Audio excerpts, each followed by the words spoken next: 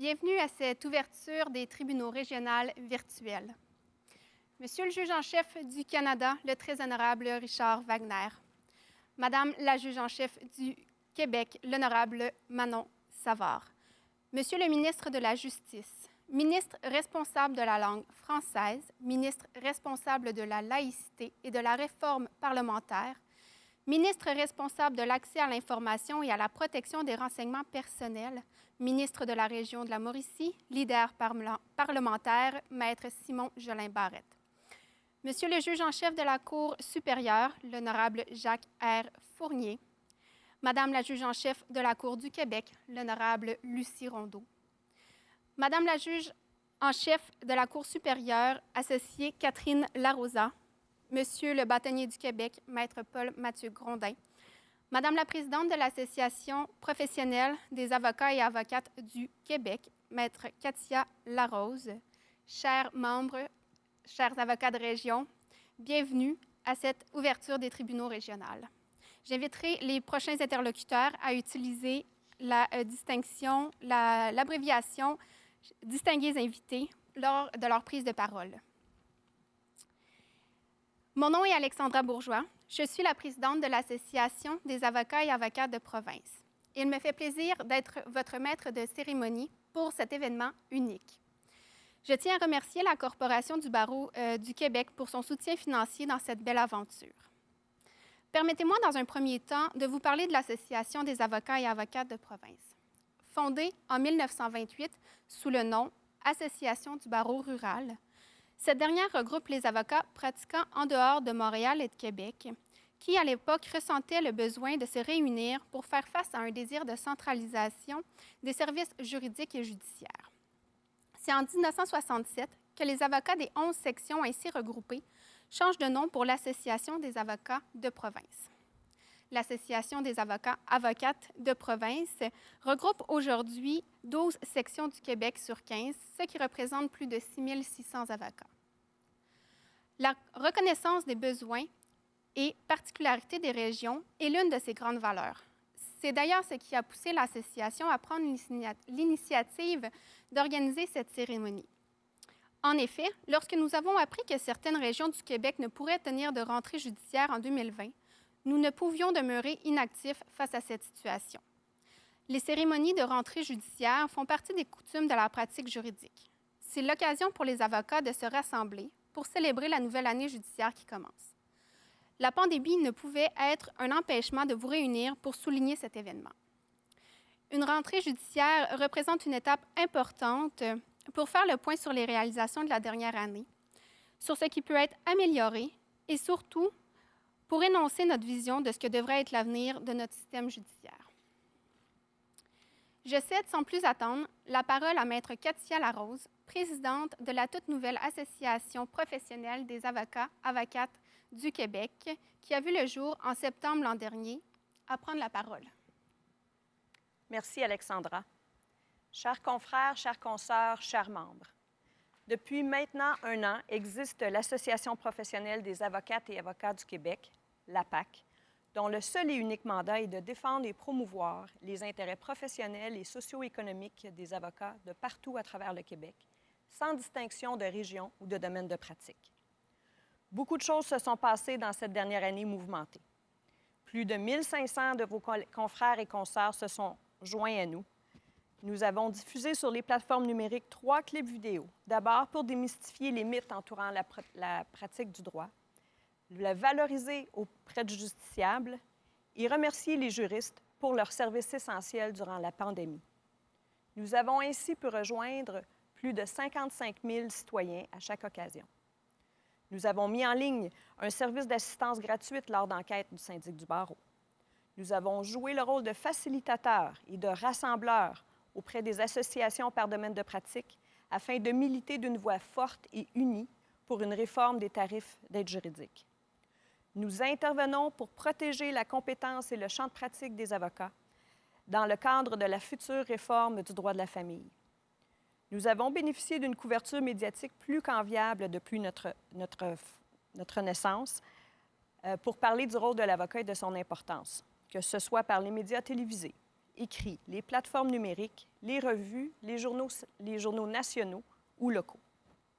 Nous avons également milité pour un soutien financier de divers ordres pour des avocats pendant la pandémie.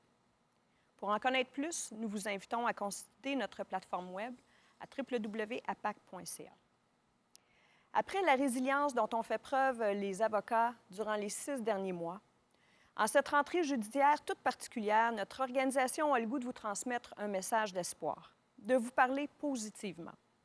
L'expérience des 6 derniers mois, tout aussi pénible qu'inattendue, peut tout de même devenir le catalyseur à de grands changements. La pratique du droit de tous les domaines mérite un dépoussiérage vigoureux afin de retrouver le lustre qui en fera une profession attrayante pour les jeunes, stimulante pour les praticiens et essentielle pour les justiciables. L'utilisation des moyens technologiques, la modernisation du système judiciaire et du palais de justice, le télétravail, la révision des obligations procédurales lourdes et coûteuses, autant de sujets que nous avons tous dû adopter à vitesse grand V afin de pouvoir maintenir les services essentiels. Il est temps maintenant de réfléchir à ce qui s'est passé. Riche de l'expérience vécue, que voulons-nous que soit la justice 2.0, comme société, comme avocat, comme juge, comme ministre de la Justice? Quels ont été les avantages et les inconvénients de ce virage inattendu? Que devons-nous en garder, améliorer, pousser plus loin ou abandonner? Lorsque j'ai débuté ma pratique il y a plus de 25 ans, à l'ère des brefs en 5 copies colorées préparées à la dactylo, loin de moi l'idée que je verrais de mon vivant un procès virtuel. Malgré tout, en vérité, peu de choses avaient véritablement changé. Le droit était encore à la remorque de la société en ce qui concerne l'administration de la justice. L'utilisation des moyens technologiques, la conciliation travail-famille et, évidemment, les tarifs d'aide juridique qui sont honteusement, sensiblement les mêmes. La PAC croit que l'occasion est unique de repenser la justice pour l'amener en 2020, la rendre plus accessible, moins coûteuse, plus souple et évolutive. Pour cette redéfinition, tous doivent y trouver leur compte. Le ministère de la Justice et son budget, la magistrature et son efficacité, le justiciable et l'accessibilité. Mais les avocats doivent aussi s'y retrouver, y adhérer, et leur contribution essentielle au système doit être reconnue et respectée.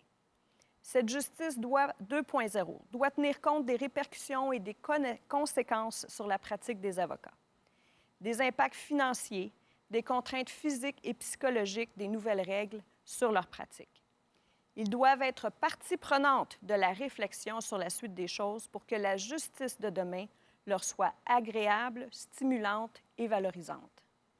L'avocat est un partenaire incontournable et non un obstacle à l'administration de la justice et doit participer à sa redéfinition. La PAC appelle donc rapidement à une réflexion commune où nous y serons pour veiller aux intérêts professionnels et socio-économiques, pour garder nos jeunes qui quittent le navire, pour soutenir nos praticiens épuisés psychologiquement, pour remotiver nos plaideurs, pour retrouver le respect de la population. La période est idéale pour créer ensemble la justice 2.0.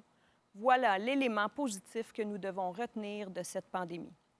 Faisons-le ensemble, de façon créative, inclusive et moderne. Notre organisation étant à adhésion volontaire, donnez-nous une voix forte. Nous vous invitons à nous manifester votre appui, à signifier votre solidarité et votre préoccupation envers nos intérêts collectifs et notre profession en devenant membre. En terminant, sachez que nous devions tenir notre premier congrès cet automne. Pandémie oblige, nous avons reporté l'événement à septembre 2021 à Sherbrooke. Nous vous invitons à suivre nos travaux et nos réalisations sur notre page LinkedIn et Facebook.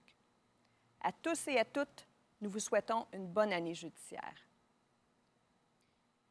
Merci, Maître Larose, pour ce beau discours. Nous demeurerons à l'affût de vos projets. Nous souhaitons pour la PAC que celle-ci soit pour la prochaine année sous le signe de l'expansion.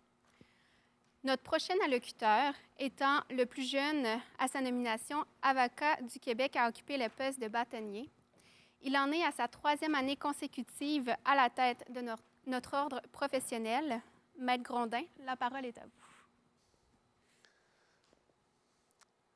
Alors, distingués invités, bonjour à tous et merci à l'AAP de me donner la chance de m'adresser à vous. Permettez-moi de saluer officiellement l'arrivée de Mme Manon Savard à titre de juge en chef du Québec et du nouveau ministre de la Justice, Simon Jolin Barrette, lui qui nous donne tous un petit coup de vieux, moi inclus. Je salue particulièrement la présidente Alexandra Bourgeois et son mandat exemplaire. Félicitations à toi, Alexandra. Les avocats et les avocates de province ont été particulièrement bien représentés cette année. Parlant de vous, avocates et avocats, laissez-moi vous remercier très chaleureusement aujourd'hui. Depuis le 11 mars dernier, vous avez fait preuve de résilience dans des conditions particulièrement difficiles d'incertitude, des conditions qui perdurent aujourd'hui. Ainsi, parce que je crois au leadership de nos membres, je nous invite à voir l'avenir non seulement avec une absence de cynisme, mais avec entrain et optimisme. Nos concitoyens, clients ou connaissances, le public général a besoin de cet optimisme. Je félicite aussi vivement le travail des fonctionnaires et du ministère de la Justice, et ça vaut la peine d'être mentionné, et de tous les employés des palais de justice, des greffiers et des huissiers. Nous devons être fiers du travail de cette fonction publique et des sous-ministres qui, aux moments cruciaux de cette pandémie, étaient disponibles matin et soir. Grâce à leur travail acharné, jour et nuit, nous sommes passés de la fermeture complète des palais de justice à un retour quasi à la normale, et ce, en l'espace de quelques mois. Toutes mes félicitations à vous. Ces bons mots s'appliquent aussi mutatis mutandis aux juges, à commencer par la Cour suprême, qui a rapidement développé des solutions virtuelles. Je salue au passage l'invité de marque de la journée, le juge en chef du Canada, Richard Wagner, qui continue d'être un phare dans le brouillard de la pandémie. Au sujet général de la technologie dans notre monde judiciaire, sachez que je me range du côté d'un sentiment que je crois majoritaire dans le membership et dans la magistrature, à savoir ceci. 1. L'avenir est encore en présentiel dans nos palais de justice. Mais 2, le virtuel doit continuer d'être une possibilité fiable. Et 3, nos greffes numériques doivent devenir la norme. Au Barreau du Québec, nous nous concentrerons cette année sur les enjeux qui découlent de cette pandémie dans votre pratique.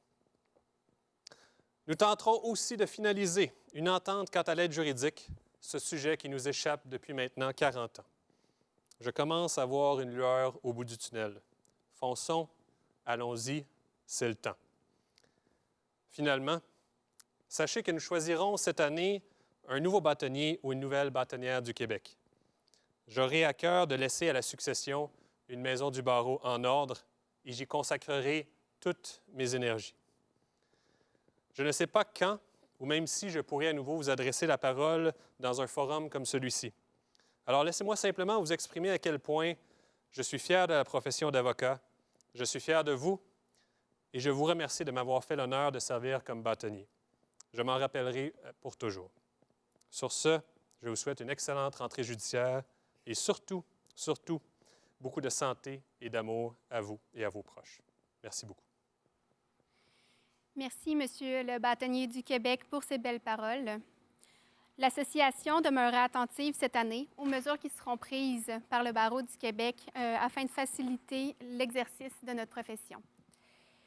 Je joins aujourd'hui ma voix à celle de mes administrateurs pour féliciter notre prochaine invitée. Madame la juge en chef du Québec a été nommée en juge en chef de la Cour d'appel en juin 2020. Madame la juge en chef, la parole est à vous. Merci beaucoup, Maître Bourgeois. Distingués invités, voilà déjà 6 mois que nous baignons dans un environnement qui bouscule toutes nos habitudes et la rentrée judiciaire d'aujourd'hui ne fait pas exception. Que dire sur la pandémie qui n'a pas déjà été exprimée? La COVID-19 a changé nos vies familiales, nos interactions sociales et nos activités professionnelles. Elle nous a éloignés de nos proches et de nos milieux de travail. Elle a frappé durement des populations vulnérables, les aînés, les travailleurs de première ligne, les pauvres, les femmes et bien d'autres. Chacun et chacune d'entre nous a dû résoudre le casse-tête de la gestion du quotidien. Nous ne sommes pas tirés d'affaire et la COVID-19 continuera à frapper nos concitoyens et nos institutions pour des mois encore. Mais aujourd'hui, c'est d'avenir que je voudrais vous entretenir. On l'a dit, la pandémie a servi de révélateur et d'accélérateur pour notre société. Quel constat peut-on tirer d'ores et déjà sur l'avenir de la justice au sortir de la crise sanitaire? Quand j'ai exprimé au ministre de la Justice mon désir de prendre le leadership de la Cour d'appel du Québec, j'avais 3 grands défis en tête. Le défi émergent de la modernisation de la justice, celui toujours présent de l'accès à la justice et le défi toujours fondamental de la place occupée par la justice dans la vie des Québécoises et Québécois. La pandémie et ses retombées m'amènent à considérer ces 3 défis sous un nouveau jour. Parlons d'abord de la modernisation de la justice. Au printemps dernier, le milieu judiciaire a vécu la crise sanitaire dans un contexte d'urgence. L'arrivée du nouveau virus a temporairement paralysé, ou presque, l'ensemble du système de justice. Les tribunaux faisaient face à des difficultés pour poursuivre leurs activités en raison de leur dépendance au support papier et au débat en salle d'audience. Malgré tout, en l'espace de quelques semaines, des innovations technologiques ont été mises en place à un rythme fulgurant. Dans ce contexte, la technologie n'était plus seulement un outil d'accès à la justice, elle s'avérait essentielle au fonctionnement même de l'appareil judiciaire. Pour faire face à la crise, d'importantes ressources ont été mobilisées, révélant la force de nos efforts collectifs. Je souligne tout particulièrement l'étroite collaboration avec laquelle les 3 tribunaux judiciaires du Québec, la Cour du Québec, la Cour supérieure et la Cour d'appel, ont travaillé et continueront de le faire avec le soutien et le support du ministère de la Justice pour s'assurer de la reprise des activités judiciaires. Un système entier s'est adapté rapidement pour faire face à ces circonstances exceptionnelles avec l'appui des parties et avec votre appui, vous, les avocates et avocats du Québec. Le succès de ces efforts me laisse confiante que nous pouvons moderniser notre système de justice. Avant même la pandémie, des discussions avaient été amorcées pour intégrer davantage de moyens technologiques, que ce soit dans la procédure criminelle qu'en matière civile. On y a vu un intérêt marqué envers la technologie, ce qui laissait présager un important virage numérique. Mais il faut le reconnaître, nous n'avancions pas très vite. La pandémie a non seulement servi d'accélérateur, mais également de terrain d'expérimentation. Les avancées technologiques mises en place constituent les premiers jalons d'une véritable transformation. Elles démontrent qu'un système de justice trop souvent qualifié de dépassé peut refléter la réalité de notre époque. Il faut maintenant penser notre modernisation sur la longue durée. Elle nécessite une vision audacieuse, des efforts soutenus et un engagement de tous les acteurs du système de justice. Cette modernisation doit répondre à nos besoins réels et surtout permettre d'aborder les défis propres aux différentes instances judiciaires. Comment, par exemple, peut-on concevoir un procès par jury dans un cadre numérique? Quelle place faut-il réserver à la justice en présentiel dans les salles d'audience pour assurer une justice de qualité à tous les citoyens et citoyennes? Que faut-il préserver du support papier dans une perspective de développement durable? Quels sont les avantages et les inconvénients de la plaidoirie et ou du témoignage à distance? Voici quelques questions auxquelles nous devrons répondre. Dans cette transformation, vous tous, avocates, avocats, juges, vous aurez un rôle à jouer. Et je souscris ici aux propos tout récents de Maître Larose. Vous devrez contribuer à la réflexion collective en faisant valoir votre perspective et votre fine connaissance des besoins des justiciables. Mais il faudra aussi faire preuve d'ouverture d'esprit et vous approprier les moyens technologiques à notre disposition afin d'améliorer la qualité des services judiciaires au Québec. Cela dit, faire preuve d'ouverture d'esprit ne signifie pas abandonner notre pensée critique. La transition vers le numérique, malgré toutes ses promesses, requiert un équilibre entre enthousiasme et prudence. Toute réforme viable à long terme doit soutenir la confiance du public envers le système de justice. Elle appelle à s'interroger sur l'effet parfois insoupçonné que cette modernisation peut avoir sur les valeurs fondamentales sur lesquelles repose notre système de justice. La confiance du public qui assure le respect de l'autorité des tribunaux, repose notamment sur la conviction que les membres de la magistrature sont des arbitres indépendants qui rendent des décisions en fonction du droit applicable et la preuve présentée, sans influence extérieure ni crainte de représailles. L'indépendance judiciaire est une valeur fondamentale dans une société libre, juste et démocratique. La séparation des pouvoirs fait en sorte qu'il appartient au pouvoir exécutif et législatif d'allouer les ressources financières pour l'administration de la justice en fonction des priorités concurrentes. Mais il demeure que les questions administratives ayant un effet direct sur l'exercice des fonctions judiciaires relèvent de l'indépendance institutionnelle de la magistrature. Un tribunal doit non seulement être, mais paraître indépendant. Ainsi, la mise en œuvre d'une réforme axée sur l'usage des technologies doit tenir compte de cette valeur fondamentale, notamment lorsque, par exemple, elle affecte le stockage des données, la publicité des débats et la web-diffusion des audiences, la protection de la vie privée, l'assignation des dossiers aux juges, la confection des rôles ou encore l'élaboration des règles de pratique propres à chacun des tribunaux judiciaires. Pour préserver l'indépendance judiciaire et la confiance du public, les décisions qui touchent le fonctionnement interne de l'administration de la justice doivent appartenir à la magistrature au premier chef. Parlons maintenant d'accès à la justice. On le sait tous, il s'agit du plus grand défi à relever pour assurer la primauté du droit, car il n'y a pas de primauté du droit sans accès aux tribunaux. Malgré nos efforts à tous, malgré une flopée d'initiatives et une démonstration de la créativité des avocats, des notaires et des juges, la justice n'est pas encore pleinement accessible au Québec. La modernisation dont je viens de parler fait assurément partie de la solution. Mais la bonne modernisation de la justice n'est pas une panacée. Elle ne permettra pas de régler l'ensemble des problèmes et elle pourrait en soulever de nouveaux. Les interactions des justiciables avec le système de justice affectent des aspects intimes et fondamentaux de leur vie, que ce soit en matière familiale, administrative ou pénale, pour n'en nommer que quelques-uns. La résolution des litiges est une entreprise profondément humaine. À titre d'avocate et d'avocat, vous êtes bien placés pour le savoir. Il est impératif que les participants se sentent pleinement entendus et traités équitablement. La justice numérique est un complément à la justice traditionnelle et non un remplacement. On doit y avoir recours avec discernement lorsque les circonstances s'y prêtent. Entre autres, nous devons prêter une oreille attentive aux préoccupations légitimes des personnes issues de groupes vulnérables ou des plaideurs non représentés relativement à l'usage des technologies, ou encore ne pas délaisser ceux et celles qui n'ont pas accès à ces moyens technologiques. La déshumanisation ne doit pas être le prix de la modernisation. Let me turn in closing to a third and final challenge that is also cast in a different light by the coronavirus pandemic. I am thinking here of the role of law and justice in ensuring the well-being of our communities. There will eventually be scientific and technological solutions to our present troubles. Vaccines will be found. Medical science will determine the optimal care conditions for those infected with the virus and those that will follow. But science and technology must not be left alone in responding to the public health threat.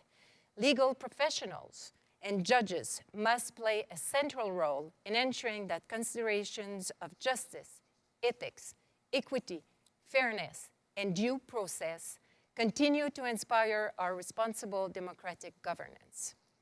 Je termine en soulignant que la rentrée des tribunaux constitue depuis toujours une occasion de souligner notre engagement commun à l'endroit de la justice, de l'équité et du respect de la primauté du droit. C'est ce qui nous réunit aujourd'hui. En tant que juge en chef du Québec, j'ai la responsabilité d'assurer que ces valeurs professionnelles que nous partageons soient inscrites au cœur de la vie sociale, politique et économique du Québec.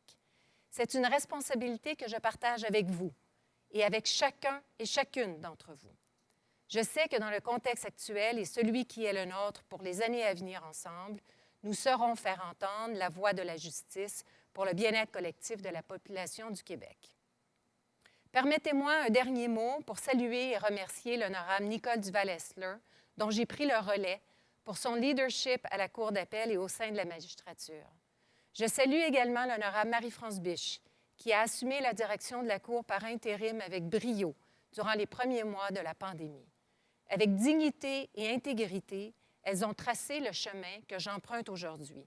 C'est avec beaucoup de fierté et d'humilité, en comptant sur votre collaboration, que j'entreprends mon mandat de juge en chef du Québec.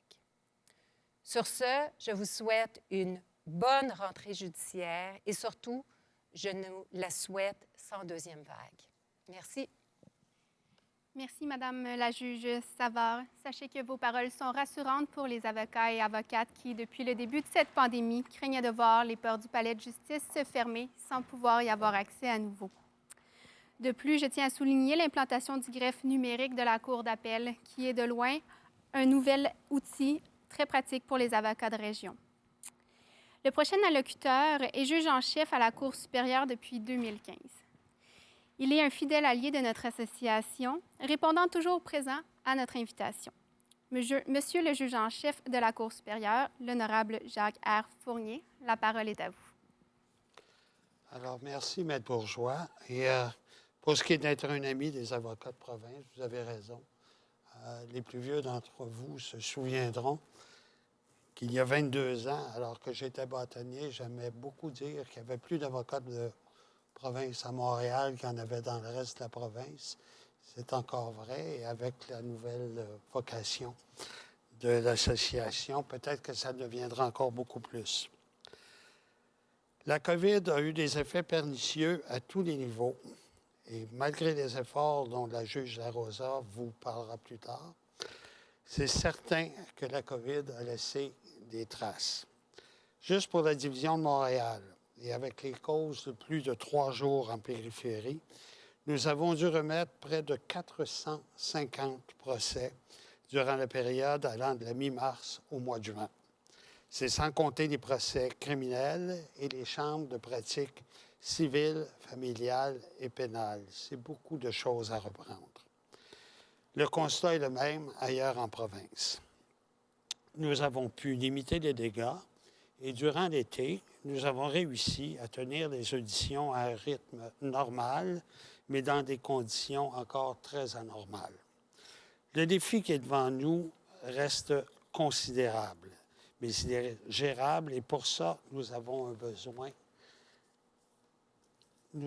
surtout besoin de vous.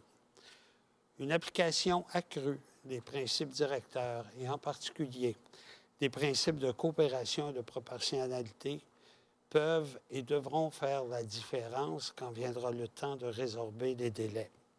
À l'évidence, ce n'est qu'à moyen terme que nous pourrons reprendre le temps perdu, alors que nous aurons dans les prochains mois à gérer des volumes d'affaires plus importants qu'à l'habitude, puisqu'en plus des causes qui s'ajoutent, il faudra entendre celles d'hier qui n'ont pas pu être entendues, qui n'ont pas été entendues, et il est possible que d'autres retards s'ajoutent si la pandémie devait connaître une deuxième vague. Au surplus, il y a un risque d'accroissement d'activité dans les matières d'insolvabilité et dans les matières familiales. Une des plus grandes difficultés du système de justice réside dans la difficulté à planifier nos rôles. On sait déjà que seulement 93 à 95 % des dossiers ne se rendent jamais à procès.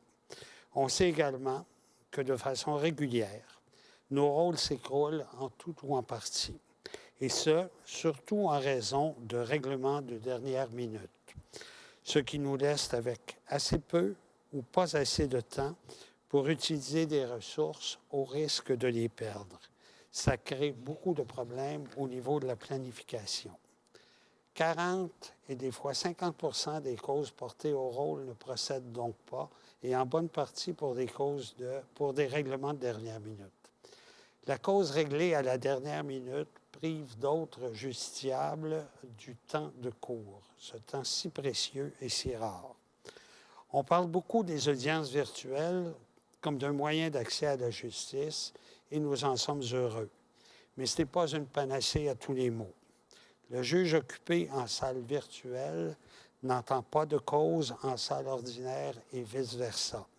Tout ça pour dire que les ressources se sont diversifiées, certes, mais elles demeurent limitées à ce qu'elles étaient Et c'est là où les avocats peuvent véritablement participer à l'effort de guerre. En réglant le dossier le plus rapidement possible dans les causes dossiers, réglables évidemment, vous allez dégager les rôles futurs et nous permettre de placer des causes plus rapidement au rôle. En évitant des incidents de procédure qui pourraient se régler autrement, entre autres avec la coopération, vous allez nous permettre de diminuer les rôles de pratique et d'ainsi transférer des ressources vers le fond et accélérer les procès.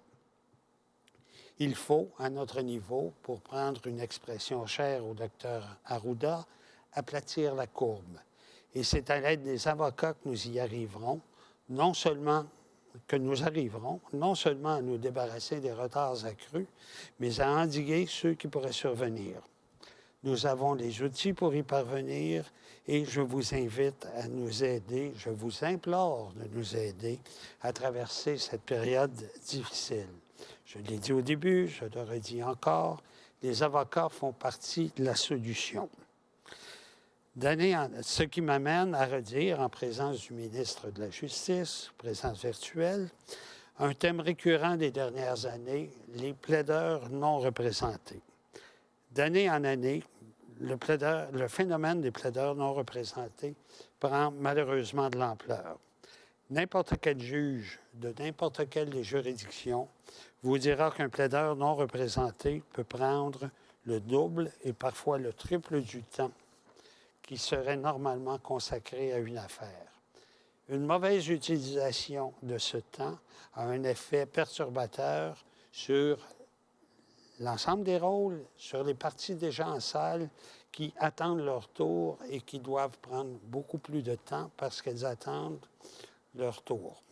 La non-représentation, c'est aussi des recours frivoles ou sans chance de succès menés par des gens, souvent de bonne foi, qui, s'ils étaient passés entre les mains d'un juriste compétent, ne seraient jamais venus devant la cour. Je ne parle pas ici des quérudents, mais bien de gens qui, mal informés, viennent prendre du temps de cours sans intention malveillante, mais sans véritable cause à faire valoir. Je disais plutôt que les avocats font partie de la solution. Monsieur le ministre, aidez-nous à les réintroduire dans le système pour ceux de nos concitoyens qui sont trop riches pour bénéficier de l'aide juridique, mais pas assez pour s'offrir les services d'un avocat. Si l'éligibilité est augmentée et que les conditions de rémunération sont améliorées, je suis convaincu qu'une présence accrue des avocats ne constitue pas une dépense pour l'État, mais bien un investissement qui nous permettra d'alléger les rôles. Et en conséquence, les coûts réels de la justice. Des études ont démontré que la non-représentation ne procède pas d'un choix délibéré d'une catégorie de justiciables, mais bien d'un manque de ressources financières. D'autres études ont aussi démontré qu'une justice mal avisée à cause d'une représentation inadéquate, d'une preuve qui n'est pas apportée, a des conséquences sociales beaucoup plus coûteuses que les coûts d'une assistance juridique adéquate, et ce, dans une proportion importante. On parle d'un ratio de 6 $ économisés pour chacun des dollars investis en aide juridique. Enfin, il est certain que l'inéquation entre l'aide juridique et la réalité moderne est un des grands facteurs de la non-représentation devant les tribunaux. Dans la première partie de mon propos, je vous disais que les avocats font partie de la solution dans le contexte de la COVID en particulier. Aidez-nous, Monsieur le ministre, à les ramener dans le giron de la justice. Et sur ce, je vous souhaite à tous une excellente année judiciaire, une année qui ne sera pas marquée au complet par la COVID et encore beaucoup de plaisir à exercer votre profession. Au revoir. Merci, Monsieur le juge Fournier, pour ces belles paroles sur la valorisation de la profession d'avocat. Nous nous déplaçons maintenant à Québec afin de laisser la parole à la juge en chef associée de la Cour supérieure, nommée en octobre 2019, l'honorable Catherine Larosa. Alors, bonjour, je me vois, alors j'imagine que vous me voyez également. Donc, c'est maintenant mon tour de m'adresser à vous et j'ajoute, dans le cadre de ma toute première rentrée à titre de juge en chef associé de la Cour supérieure, que je suis très contente parce que je casse la glace avec vous aujourd'hui. Je remercie l'Association des avocats de province et plus particulièrement Maître Bourgeois pour cette invitation. Parlons maintenant plus précisément de la pratique en région qui se doit, comme le disait un peu plus tôt Maître Larose, et j'ai beaucoup apprécié ses propos, cette pratique qui se doit d'être agréable, stimulante et valorisante. Je connais bien cette réalité puisque depuis les 14 dernières années, j'ai eu la chance de siéger à plusieurs reprises et durant plusieurs jours de suite dans la presque totalité de tous les districts de la Division de Québec. Des districts qui, en somme, sont tous différents et uniques et qui se qualifient chacun par leur particularité régionale, mais aussi des districts qui font tous appel à des avocates et à des avocats qui ont à cœur de participer à un système de justice de qualité. Et ça, j'ai pu le voir de jour en jour. En fait, les différents districts de la province, tout en ayant leur spécificité locale, sont tous interreliés les uns aux autres pour former une grande mosaïque qui assure à tous les citoyens du Québec un réel accès à la justice dans un endroit qui se doit d'être près de chez eux. Depuis le début de cet état d'urgence sanitaire, quelques-uns ont pu craindre à une certaine centralisation des points de service. C'est ajouté à cette crainte le fait, par exemple, que certaines mesures exceptionnelles qui ont été prises en cours de route ont pu laisser croire à un éventuel changement de cap durant cette crise sanitaire. Cela ne s'est pas produit et vous pouvez compter sur moi pour protéger le principe de cette justice si importante partout sur le territoire du Québec. À l'unanimité, d'ailleurs, les tribunaux du Québec sont soucieux de maintenir un service de qualité sur l'ensemble de ce vaste territoire. Le principe de base demeure, la justice au Québec doit pouvoir rejoindre tous les citoyens. Je ne peux passer sous silence l'avènement des audiences virtuelles qui nous a permis de continuer à rendre justice partout au Québec dans un contexte de crise. Heureusement que nous avons pu, grâce à la mobilisation de tous les intervenants du système de justice, adapter certaines de nos façons de faire, ou en d'autres mots, nous retourner sur une pièce de 10 sous, parce que c'est vraiment ce que nous avons fait et en un très court laps de temps. Je rappelle, comme il a été dit précédemment, que les audiences virtuelles ne sont pas là pour remplacer les audiences en personne, mais plutôt pour élargir l'offre de services pour les citoyens qui veulent et qui demandent d'être entendus. Il est certain que des questionnements demeurent en lien avec l'avènement de ces nouvelles technologies et c'est tout à fait normal. Tant de changements en si peu de temps. Il nous appartiendra, tous ensemble, de donner les réponses appropriées après que nous y aurons réfléchi à la lumière des expériences que nous aurons vécues. Et j'ajoute aux questions posées par la juge en chef du Québec un peu plus tôt, certaines questions qui découlent de l'avènement de ces audiences virtuelles. Par exemple, une audience virtuelle est-elle la mesure la plus adaptée lorsque la question en litige repose sur la protection de l'intégrité d'une personne? Autre question. Comment l'avocat peut-il jouer son rôle de support moral auprès de son client s'il n'est pas assis à ses côtés dans une salle d'audience pour remplir son mandat de conseil et d'assistance? Autre question. Comment s'assurer que tous les justiciables du Québec aient accès à une connexion Internet suffisante ou à l'équipement requis pour permettre leur participation à la tenue de ces audiences virtuelles. S'ajoutent évidemment certaines craintes que nous avons tous et toutes en lien avec la protection de l'intégrité des témoignages, le respect du secret professionnel ou encore la très importante et essentielle confidentialité des discussions avocat-client lors des audiences à distance. Ce sont là tous des défis que nous saurons relever à une seule condition, et cette condition, c'est si nous maintenons cette mobilisation qui nous a si bien servi jusqu'à maintenant et qui nous permettra de dégager les meilleures pratiques à la lumière des expériences vécues sur l'ensemble du territoire. Comme nous l'avons dit et comme vous le savez, le système de justice se transforme et nous faisons tous partie de la solution pour en arriver à une transformation réussie qui assure la mise en place d'un système de justice où chaque citoyen, où qu'il soit sur le territoire québécois, trouve sa place, parce que c'est ça, le réel accès à la justice. Et sur ce, je vous souhaite une très belle année judiciaire. Merci, Madame la juge Larosa.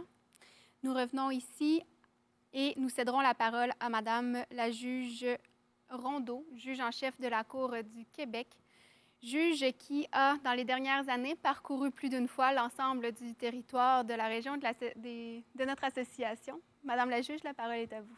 Merci beaucoup, Maître Bourgeois. Mesdames et Messieurs les juges en chef, chers collègues de toutes les juridictions, membres du barreau, distingués invités. Je suis ravie d'être parmi vous en mode semi-virtuel pour cette rentrée judiciaire de l'automne 2020. À la rentrée de l'an dernier, je nous invitais tous à la bienveillance à l'égard de soi et d'autrui. Je n'avais alors jamais pensé que cette valeur serait soumise à une épreuve aussi rude que celle des derniers mois. Par contre, je ne suis pas étonnée de voir qu'elle résiste malgré les obstacles auxquels nous sommes confrontés.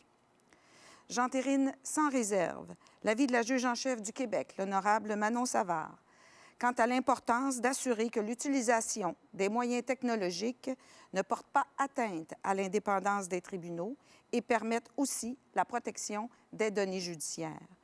Je partage aussi les propos des juges en chef de la Cour supérieure, les honorables Jacques Fournier et Catherine Larosa, saluant la mobilisation de la communauté juridique au cours des derniers mois. Les technologies ont définitivement eu la cote en ces temps de confinement et de déplacements limités. Elles ont permis d'adapter la pratique judiciaire afin de maintenir une administration saine et efficace de la justice, tout en respectant les consignes de la santé publique. Malgré ces éléments positifs et l'enthousiasme de voir la justice se moderniser, il faut avoir la sagesse, voire le courage de reconnaître que les technologies ne sont que des outils complémentaires au service judiciaire. Elles ne se substituent pas aux audiences tenues dans les salles des palais de justice en présence physique de toutes les parties ou de certaines d'entre elles. Les technologies constituent un moyen additionnel pour mieux répondre aux besoins des justiciables et des avocats, sans changer la façon dont les juges assument leurs responsabilités dans le cadre d'une assignation judiciaire.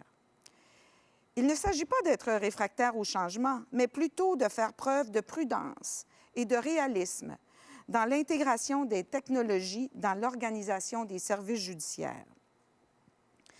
Je vous convie d'ailleurs tous à cette réflexion post-COVID qui m'apparaît nécessaire afin que les technologies contribuent au maintien d'une justice humaine, accessible, efficace et centrée sur les besoins des citoyens. Il nous faut d'abord s'interroger sur les composantes d'une audience de qualité afin de pouvoir par la suite mieux évaluer si l'utilisation des technologies est susceptible de les compromettre.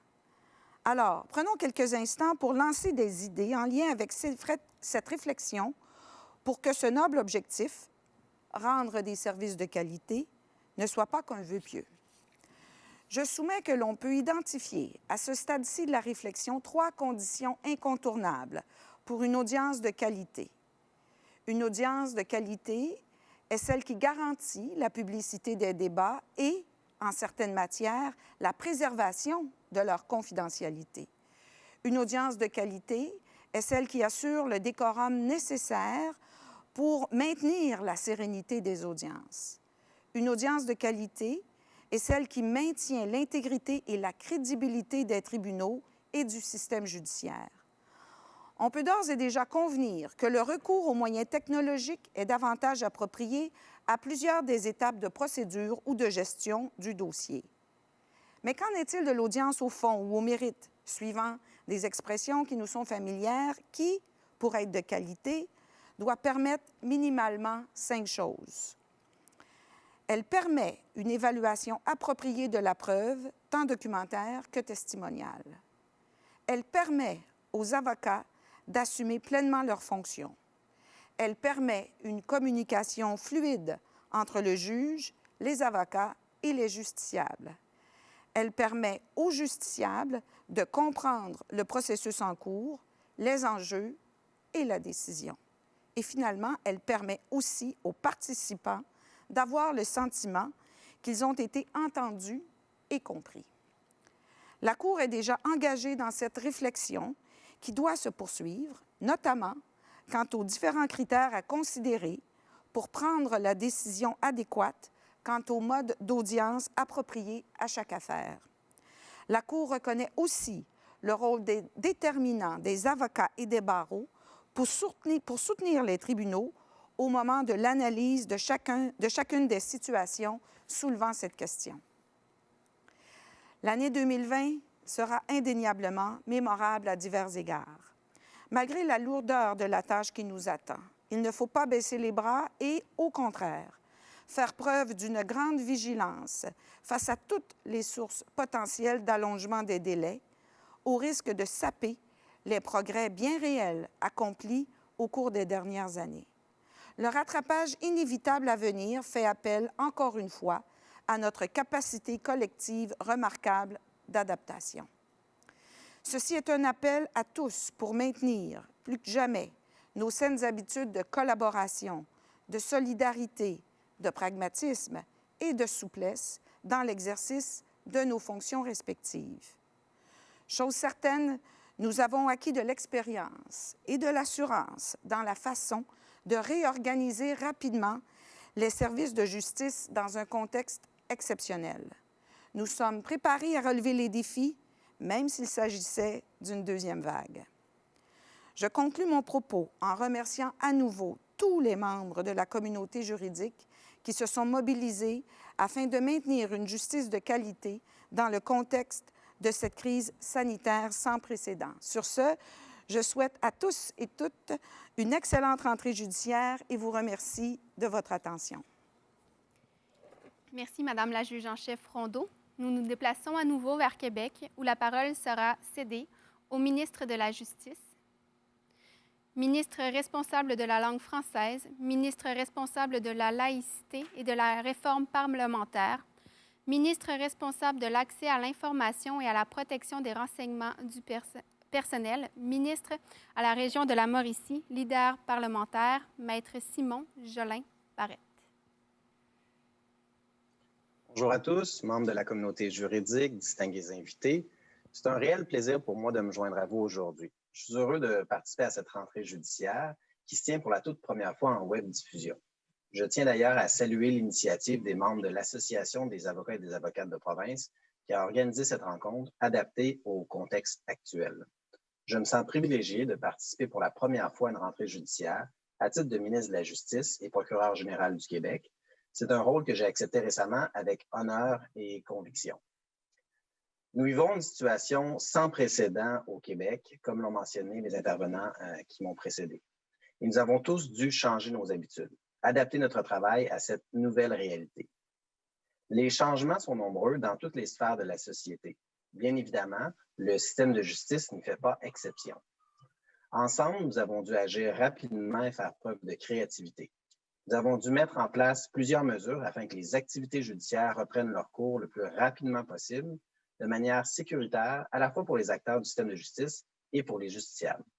Je tiens à remercier l'ensemble des partenaires qui ont travaillé extrêmement fort durant cette période qui est pour le moins tumultueuse. Cette crise a relevé combien vous êtes à même de faire preuve d'initiative pour qu'ensemble, nous rendions notre système de justice efficace, même à distance. Je tiens à vous féliciter et vous remercier pour votre engagement et votre esprit de collaboration. Au cours des derniers mois, nous avons implanté des méthodes de travail innovantes. Je pense entre autres aux audiences virtuelles, dont nous ne pouvions imaginer une implantation aussi rapide il y a quelques mois à peine, une véritable révolution. Je pense aussi au dépôt de procédures via le greffe numérique judiciaire du Québec ou le greffe numérique de la Cour d'appel. Avec votre appui, ces mesures ont eu le résultat escompté et sont fonctionnelles. Je souhaite souligner le travail de ma prédécesseure, Maître Sonia Lebel, qui a donné l'impulsion nécessaire à ces réformes que j'entends bien poursuivre au cours des prochains mois. Nous le savons, le système de justice québécois est l'un des meilleurs dans le monde et nous pouvons en être fiers, mais des améliorations restent à faire. Il doit être modernisé et mieux adapté aux nouvelles réalités technologiques. Un grand pas a été franchi durant les derniers mois et nous devons poursuivre nos efforts dans cette voie. J'en fais l'une de mes priorités. Je veillerai donc personnellement à ce que les travaux en ce sens avancent à bon train, afin qu'on continue de voir ces avancées comme celles qu'on a réalisées dans les derniers mois. Je suis persuadé que cette nouvelle ère est le début d'un meilleur avenir pour la justice. Je pense notamment au régime d'indemnisation des victimes d'actes criminels. Nous savons que le régime actuel d'indemnisation des victimes d'actes criminels comporte des lacunes en lien avec ses conditions d'admissibilité. La notion de personne victime est à redéfinir. La liste des infractions couvertes et les prestations offertes à revoir. Un travail important est effectué et se poursuit afin que la réforme envisagée soit conforme aux besoins des personnes victimes et aux attentes des citoyens du Québec. Lors du dernier budget, 152 millions de dollars ont été accordés pour cette réforme. Le régime de l'IVAC est le plus généreux au Canada. Toutefois, il faut évaluer si les montants sont alloués de façon à aider au maximum les personnes victimes à reprendre leur cours normal de leur vie. C'est également en ce sens que nous avons adopté à l'unanimité à l'Assemblée nationale le projet de loi numéro 32. Cette loi, qui comprenait aussi des mesures pour favoriser l'usage de nouvelles technologies, visait à adapter notre système de justice aux clientèles les plus vulnérables et propose entre autres de tenir compte de la situation sociale de ses défendeurs. Nous allons donc implanter des programmes d'adaptabilité en matière pénale pour les clientèles les plus vulnérables, notamment celles en situation d'itinérance ou encore vivant avec des problèmes de santé mentale ou de toxicomanie. Grâce à ces réformes et à nos programmes novateurs, notre système sera plus adapté aux réalités, aux besoins de ces personnes fragilisées. Je pense également à la réforme du droit de la famille. C'est un sujet qui touche de près des milliers de citoyens au Québec. Il est primordial d'agir pour adapter le droit de la famille aux réalités et aux besoins actuels. Les travaux sont en cours et les équipes du ministère de la Justice sont à pied d'œuvre pour ce grand projet de réforme. Par ailleurs, un tout nouveau programme de pré-médiation et de médiation aux petites créances en matière familiale pour les couples sans enfants à charge est en développement. Le programme vise à bonifier les services actuels de médiation. L'objectif est de favoriser le règlement à l'amiable des conflits en offrant aux citoyens une solution simple, rapide, économique et efficace et satisfaisante pour y arriver. Mais maintenant, parlons un peu de vous. Je suis très conscient que vous avez tous des réalités qui vous sont propres en fonction des régions dans lesquelles vous pratiquez. Sachez que nous sommes à l'écoute de vos besoins. Par exemple, nous sommes conscients que vous avez à jongler avec des processus parfois différents au niveau des greffes. Nous travaillons à uniformiser les procédures. Les palais de justice ont besoin d'investissements pour l'ajout de salles d'audience et d'autres espaces pour les rencontres avocats-clients en lien avec les audiences en cours. Comme vous le savez sûrement, des chantiers majeurs sont présentement en cours à Saint-Hyacinthe et Roberval notamment. Les installations de la TUC ont d'ailleurs été livrées récemment. Dans tous les cas, nous mettons tout en œuvre pour faciliter votre travail dans les différentes régions. Il est essentiel que les citoyens que vous servez puissent obtenir les mêmes services en matière d'accès à la justice. En conclusion, je tiens à vous remercier tous de votre présence et de votre apport collaboratif pour une justice modernisée et une justice efficace. Nous devons poursuivre notre collaboration et l'amener à un haut niveau hors du commun en ces circonstances qui sont exceptionnelles. Nul ne connaît l'avenir, ni où nous serons dans les prochains mois. C'est pourquoi il est crucial de demeurer proactif dans notre façon d'aborder les défis déjà présents pour notre système de justice. Mais je suis convaincu que nous saurons encore une fois prendre les moyens nécessaires pour que le processus de modernisation du système de justice se poursuive avec succès. Sur ce, je vous remercie de votre attention et je souhaite à toutes et à tous une excellente rentrée judiciaire. Merci. Merci, Monsieur le ministre de la Justice, d'être présent avec nous aujourd'hui malgré les événements que vous vivez personnellement. C'est un plaisir de vous avoir à cette ouverture des tribunaux virtuels, un événement unique, nécessaire en raison des événements exceptionnels que nous vivons. Nous nous déplaçons maintenant à Ottawa pour un dernier discours où nous joignons le juge en chef du Canada, le très honorable juge Richard Wagner. Le juge Wagner a été nommé à la Cour suprême en octobre 2012 et nommé juge en chef en décembre 2018. Monsieur le juge, la parole est à vous. Merci beaucoup. Merci et un bonjour à tous et à toutes. Je suis vraiment heureux d'être avec vous aujourd'hui, à tout le moins sur vos écrans, à défaut de pouvoir y être en chair et en os.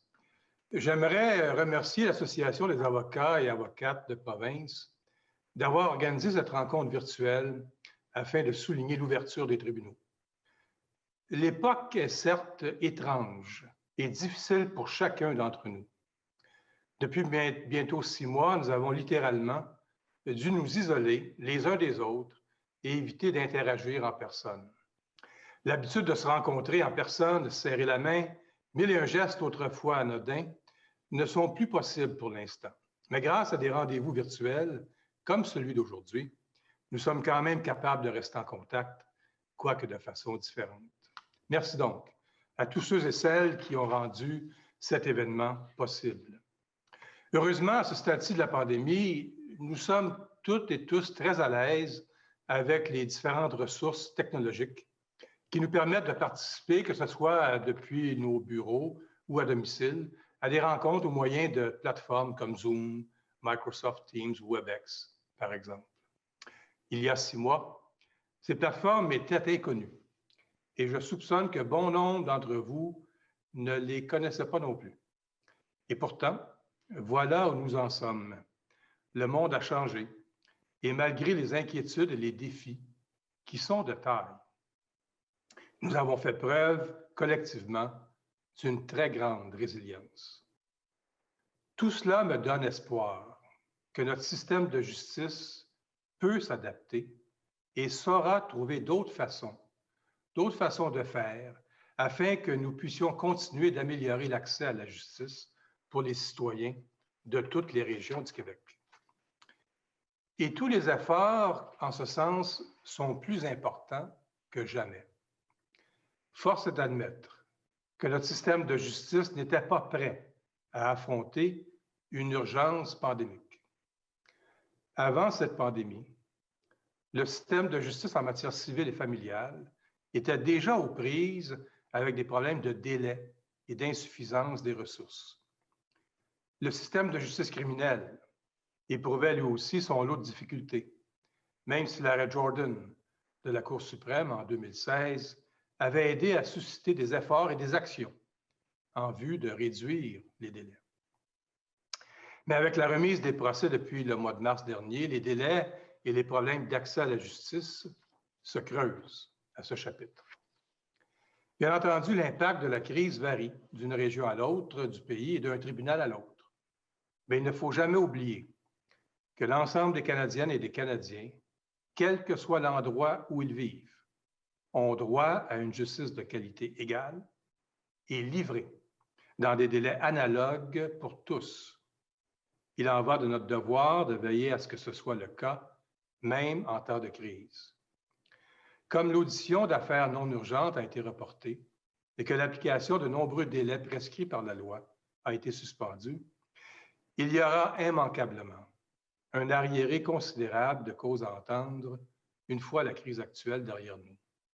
Cela représentera un défi tout particulier dans les causes auxquelles participent des parties non représentées. En effet, nous avions déjà peu de latitude pour minimiser les délais avant la pandémie. Nous en aurons encore moins maintenant.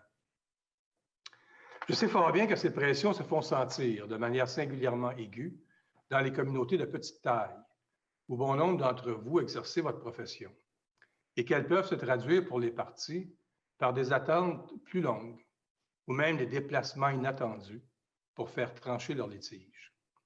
Tout cela crée une situation particulièrement difficile pour les avocats et avocates qui œuvrent dans les palais de justice de province. S'il est possible de voir un bon côté dans cette crise, je dirais que c'est le fait qu'elle illustre la nécessité de poursuivre la modernisation des procédures et des processus judiciaires. C'est une évidence, mais il faut à tout prix et sans plus tarder mettre à profit les technologies afin d'améliorer nos façons de faire et, partant, l'accessibilité des tribunaux à tous. Les juridictions qui ont su fonctionner aisément durant la crise actuelle sont celles qui ont obtenu des ressources pour moderniser leurs activités au cours des dernières années, notamment pour se doter de systèmes de dépôt électronique et de visioconférence. Je reconnais cependant qu'il s'agit dans bien des cas de tribunaux d'appel qui ne vivent pas notamment les difficultés liées à la présence de jurys, à la production d'éléments de preuve et à l'audition des témoins. Il va de soi que les tribunaux qui tiennent des procès vont devoir déployer davantage d'efforts pour fonctionner virtuellement. Mais je suis encouragé de constater que de plus en plus d'entre eux sont en mesure de le faire. À la Cour suprême, nous disposons depuis longtemps de la technologie permettant de recourir aux visioconférences durant les audiences, mais nous ne l'utilisons que dans des situations exceptionnelles. Ce qui frappe, c'est l'ampleur de la place qu'occupe dorénavant la technologie. En juin dernier, et ce fut une première historique, nous avons entendu 3 appels et une demande d'autorisation d'appel par visioconférence au moyen de la plateforme Zoom, toujours en s'assurant que l'interprétation simultanée soit disponible, de façon à respecter notre obligation constitutionnelle de rendre justice dans les 2 langues officielles. Je dirais que, sauf pour quelques contretemps mineurs, les choses se sont plutôt bien passées. À travers le pays, les investissements qui avaient déjà été effectués en matière de technologie avant même la pandémie sont à l'origine de ce que l'on peut observer à la Cour suprême et dans d'autres tribunaux. À l'évidence, toutefois, il nous faut faire davantage, en particulier pour que les bénéfices de cette technologie soient répartis plus également, c'est-à-dire qu'elle soit accessible à tous les niveaux de juridiction et dans toutes les régions du pays. D'abord et avant tout, je tiens à le répéter, il nous faut veiller à ce que tous aient accès à ces outils et autres ressources technologiques. À la Cour suprême, nous avons la chance d'être situés dans une région urbaine bien desservie par Internet, en plus de disposer de ressources requises. De nombreuses régions rurales du Québec ainsi que du Canada n'ont pas cette chance. D'ailleurs, même ceux qui disposent de ces connexions haute vitesse requises n'ont pas toujours l'équipement nécessaire, ne serait-ce qu'une caméra et un microphone. Certains professionnels de Zoom vont même jusqu'à se procurer des toiles de fond et des systèmes d'éclairage spéciaux pour se présenter sur leur meilleur jour. Mais il va de soi que tout cela n'est pas donné. Et bien sûr, il y a une inévitable courbe d'apprentissage. Vous avez toutes et tous vu, j'en suis certain, des vidéos de conférences Zoom qui ont connu des ratés. C'est devenu presque banal. Bien que les professionnels du droit soient, si je puis dire, assez futés technologiquement et que la magistrature ait été en mesure de s'adapter, un certain nombre d'entre nous avec un petit peu plus d'enthousiasme que d'autres, il est possible que ce ne soit pas le cas des justiciables que nous servons. Or, cela ne devrait d'aucune façon se traduire pour eux par des désavantages sur le plan juridique. Et bien qu'il serait assez inhabituel de voir un enfant ou un animal domestique traverser une salle d'audience au beau milieu d'une plaidoirie, une telle situation est une des nouvelles réalités auxquelles nous faisons face au cours d'audiences virtuelles. Avec l'essai des nouvelles plateformes virtuelles, nous ne profitons pas de l'environnement neutre et contrôlée d'une salle d'audience, ce qui n'est pas non plus sans risque. Tous ces problèmes sont en outre exacerbés lorsque des plaideurs non représentés sont partis à un litige, puisque ces personnes éprouvent déjà de la difficulté à naviguer au sein du système de justice en temps normal. Bon nombre de ces personnes n'ont pas seulement besoin d'aide pour ce qui est du droit et de la procédure, mais également en ce qui a trait à l'utilisation de la technologie. Il nous faut également tenir compte de la diversité de la population québécoise et veiller à ce que tout système reposant principalement sur l'utilisation de plateformes numériques soit utilisable par des personnes qui possèdent des degrés d'habileté techniques différents et pour qui, dans bien des cas, la langue peut constituer un obstacle et qui pourrait, en conséquence, avoir besoin de services d'interprétation. Le droit est un domaine qui s'exerce depuis toujours par des face-à-face et par l'échange de documents, et ce pour plusieurs raisons. Un juge est-il à même d'apprécier le comportement et la franchise d'un témoin aussi aisément sur vidéo qu'en personne? Je connais au moins un juge de la Cour supérieure de justice de l'Ontario qui a répondu par l'affirmative dans un bref paragraphe à la fin d'une récente décision. Un avocat est-il en mesure de rassurer ou de soutenir moralement un client anxieux ou vulnérable, aussi bien qu'il le ferait en personne, alors que ces personnes ne se trouvent pas dans la même pièce? C'est évidemment plus compliqué qu'en personne. Est-il plus facile ou plus difficile de présenter ou de suivre un argument à l'écran plutôt qu'en salle d'audience? La réponse dépend bien souvent de la personne à qui vous posez la question. Nous devons accepter le fait que ce qui se passe actuellement n'est pas qu'un simple intermède qui précède le retour à la normale. C'est la nouvelle normalité. À bien des égards, elle s'apparente à l'ancienne normalité, car tous les problèmes que nous vivions déjà se trouvent maintenant amplifiés et exacerbés. La pandémie nous oblige malgré tout à essayer des façons différentes de faire les choses, ce qui comporte de nets avantages évidents. C'est dans cet esprit que j'interviens en réaction à la crise.